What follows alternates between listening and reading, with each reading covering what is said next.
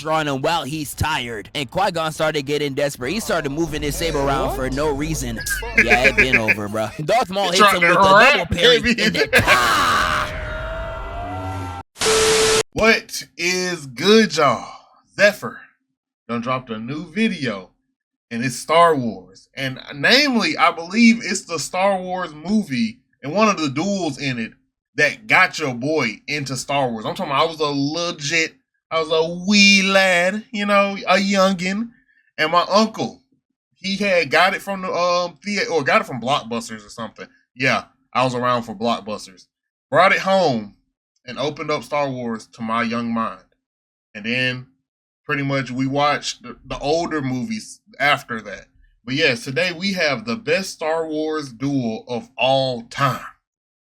And this is, I believe, when Qui-Gon Jinn and Obi-Wan Kenobi took on Darth Maul, who is, to me, one of my favorite Siths as well. Like, I know everybody loved Vader, but Darth Maul, it was just something about that red and black paint where he was different. And I knew people that were deathly scared of him when we were little, bro. Like, some of my cousins and some of my sisters, they did not like him, bro. But I rock with him the whole time. Now, if y'all enjoy this, make sure to hit Zephyr with the goodness.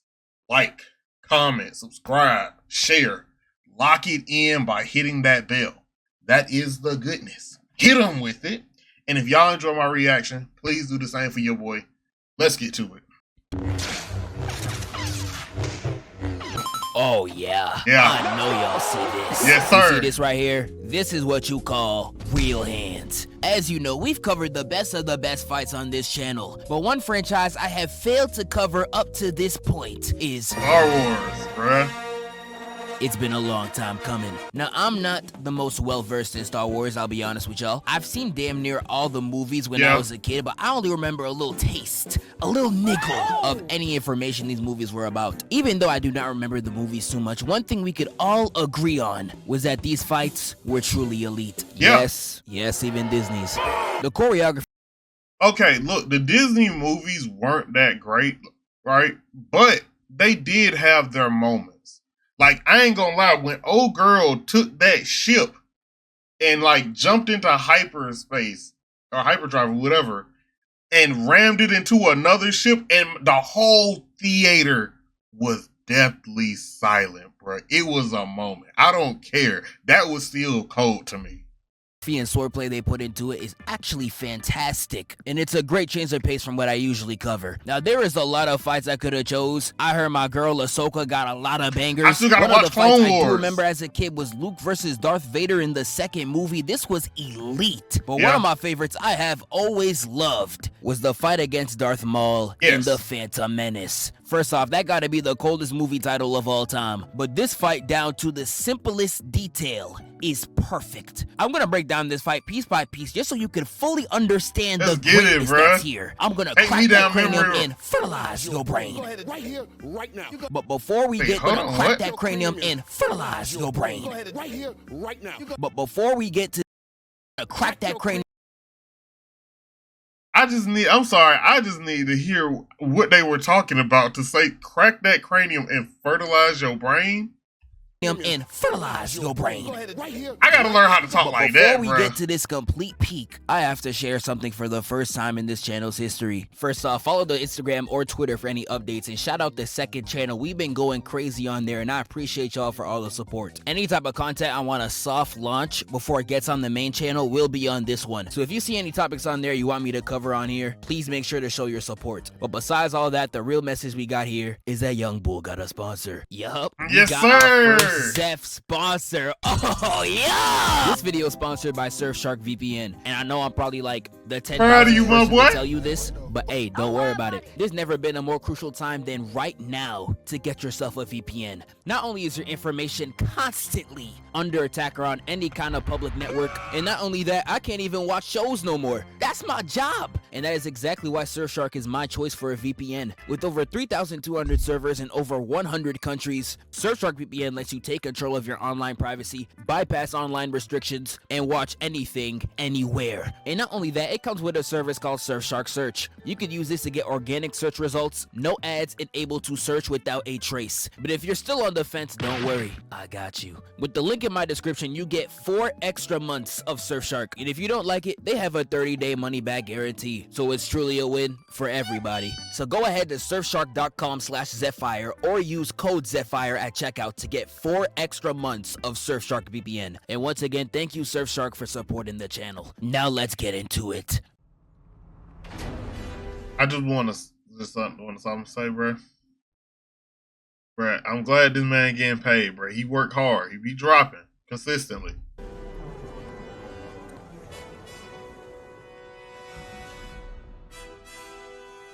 With no words, no plan, and no motive. No blinking. See Darth Maul behind the door showing off the fit for no apparent reason. He want to be a part of opium so bad. But this is Aura Farm, and you got it right down. Hey, they was out here he was way before opium, every bro. room they entered. But once they saw a real nigga step outside, they immediately stopped in their tracks. Yeah, he got the Mickey Mouse Rick Owens scent. That's unreleased. That is truly what you call aura. Perfect. Qui-Gon tells everybody to clear out, showing that he wants that ISO. And I real life seen Darth Maul take off his hood dramatically. He was looking like Mario Judah.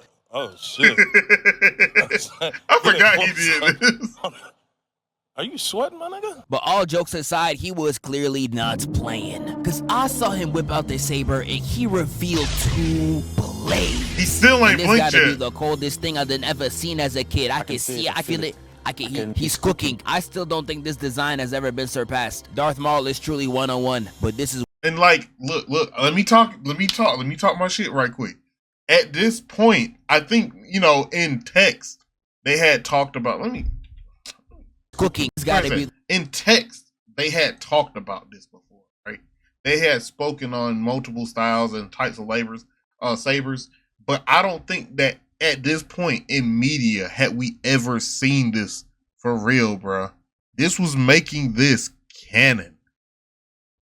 The coldest thing I've ever seen as a kid. I didn't even understand what I was seeing. He's cooking. I still don't think this design has ever been surpassed. Darth Maul is truly one-on-one, but this is where they get to it. Obi-Wan tries to take him off the top like a barber, only to get denied. Then we get a behind-the-back block. And even in a 2v1, my man's Maul is Weave Nation certified. Yep. I'm seeing a Weave triple block. 2 hits on Qui-Gon and another Obi-Wan block. My man's Obi-Wan 0 for 3 like you YB in the mirror. No hoes, no money, and no hits. He out there doing straight cardio like a work wife, 20 sets of wasting your man's money. And when the cameraman zooms out, we see all 3 clash, flashbanging them. And some of y'all might think that was just some bright colors, but nah, that was Darth Maul showing the IQ. Because when he throws Obi-Wan down, he peeps that Qui-Gon is doing too much to keep up. He's unk now, he don't got that speed no more. And Darth Maul uses that lack of speed to his advantage, while Qui-Gon is still recovering from his last attack, hitting a block and a jump shot kick at the same time, knocking Qui-Gon out. It's these very. Hey, look, he didn't stand on that like people do with bow staffs. If he tried to stand on that, it's gonna sink into the ground.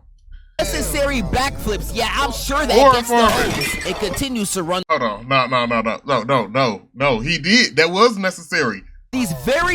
He went to the Church of Piccolo. He is in the same class as Sung Jin Woo of doing unnecessary flips and spins in the middle of combat. We've seen that. I just watched CJ video talking about it. Necessary backflips. Yeah, I'm sure that gets the hose. It continues to run the ones. Peep Obi-Wan trying to walk him down too. Little bro thinks we forgot you went 0 for 6. He was out there blocking your attacks from behind because you were that sorry. That gotta be embarrassing. Obi-Wan gets blocked 2 times. This is where Qui-Gon closes in. And this was Darth Maul's greatest mistake. Only a Sith doesn't jump niggas. They start going crazy, but one thing I'm noticing from this fight is Obi-Wan selling the whole bag. This man will be having wide open 3s, the easiest layups to get some damage, and he would instead end up twirling around like he's Angelina Ballerina. I can't lie to you, bro. Game's gone. Stop doing all this and put the ball up. And that's exactly why he gets punished. Darth Maul hits him with Obi-Wan need to go to kendo classes, bro. Have you ever seen kendo matches or kenjutsu matches, bro? It is some of the craziest, but like the most aggressive sword work I've ever seen. they don't. It's not like it's not like what we see in anime. They are really trying to score points and technically go for the kill too.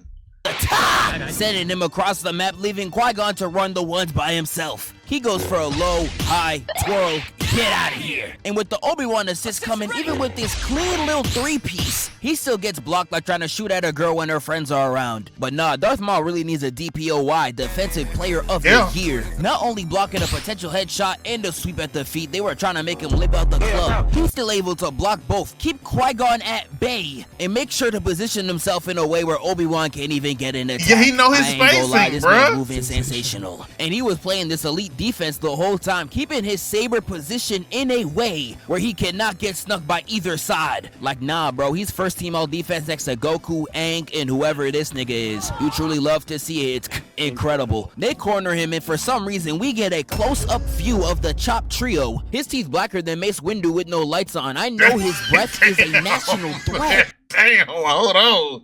Nah, we gotta let that marinate. Hold on, so you can't just blacker than Mace Windu with no lights on. That's a black motherfucker. But when we get back into it, I want y'all to peep this real quick. Nah.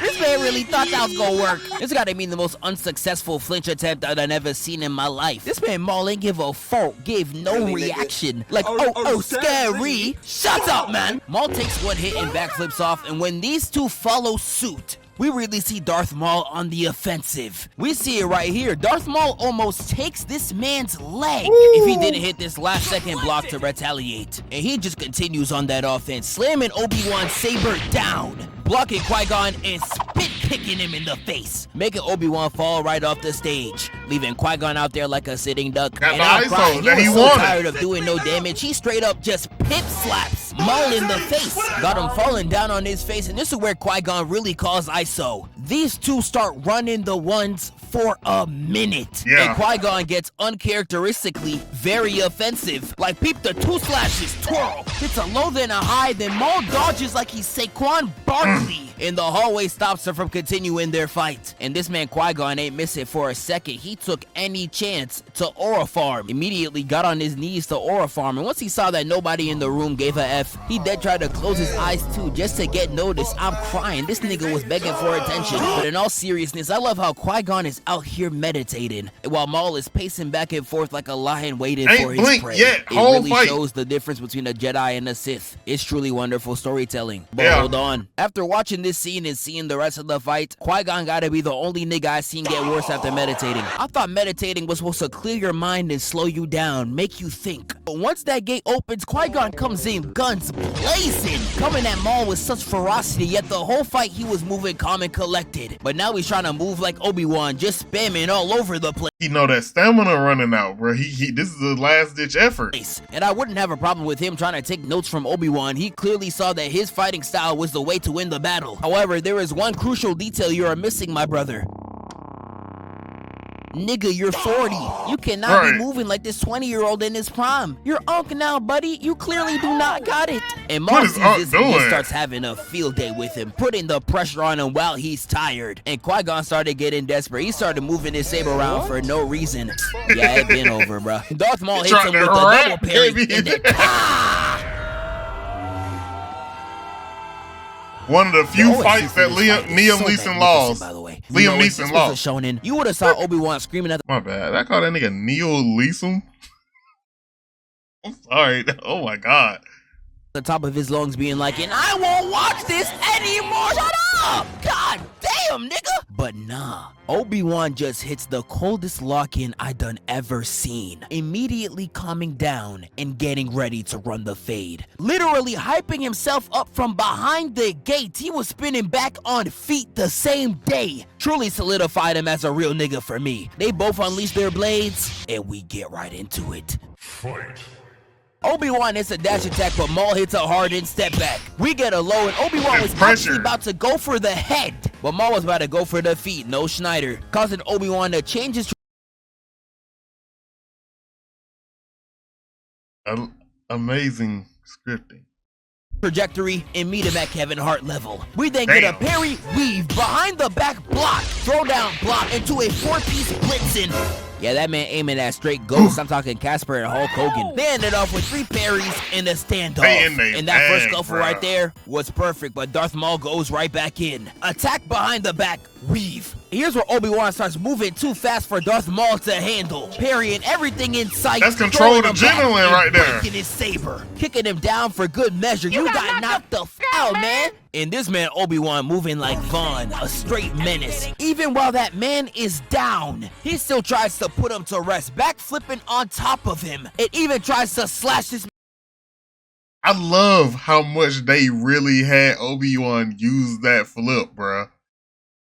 That flip, and then Anakin even had the flip. Like, they put that so much in his bag.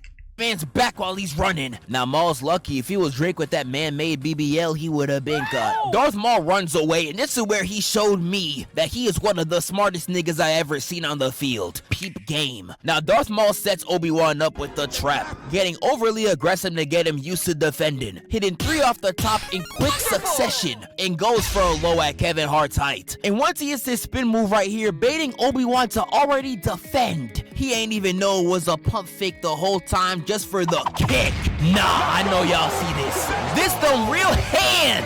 And Darth Maul's IQ continues to show throughout the entire fight, except for right here.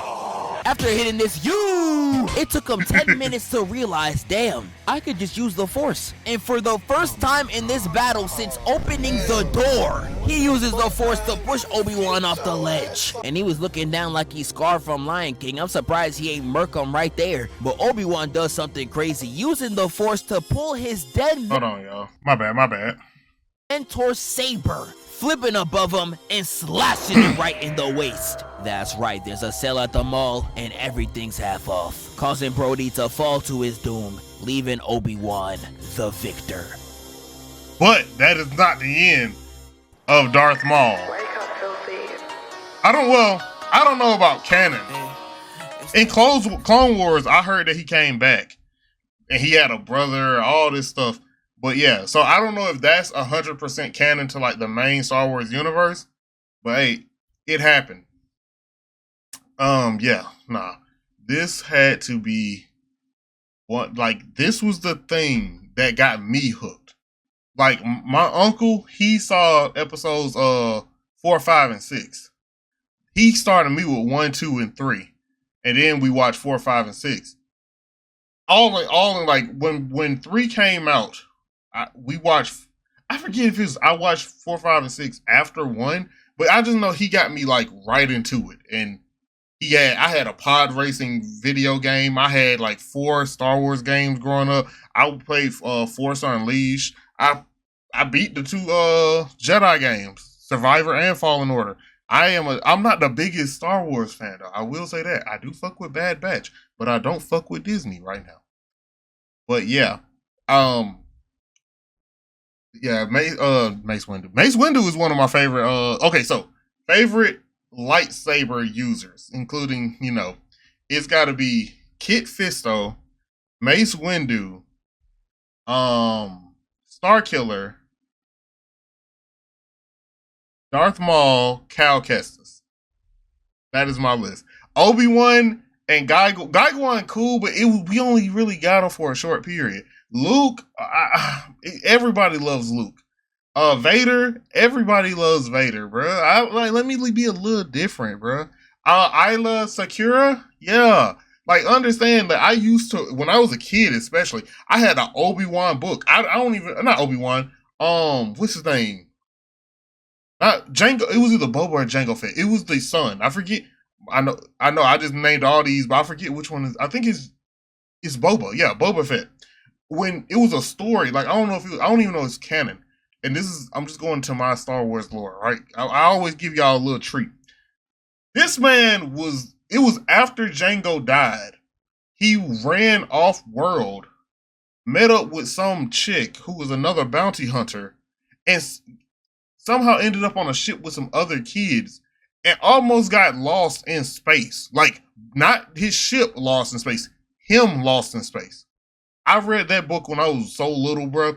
But yeah, like understand, bro. Star Wars is one of them ones. I'm so glad Zephyr is doing it. It had so many great fights, whether it be the first trilogy, the second trilogy, or the third. It still had some moments, bro. Like, I ain't gonna lie, Zephyr, you got me wanting to make a Star Wars video like you right now, bro. Like, I could just do the video games, just the video games, and cause Star Killer was a monster. Cal Kestis. Well, don't get me started. Look, if y'all enjoyed this, make sure to hit Zephyr with the goodness. Like, comment, subscribe, share. Lock that in by hitting the bell. That is the goodness. Hit them with it. And if y'all enjoyed my reaction, please do the same for your boy. This has been your boy Reggie Wolf. I'm signing out. Peace.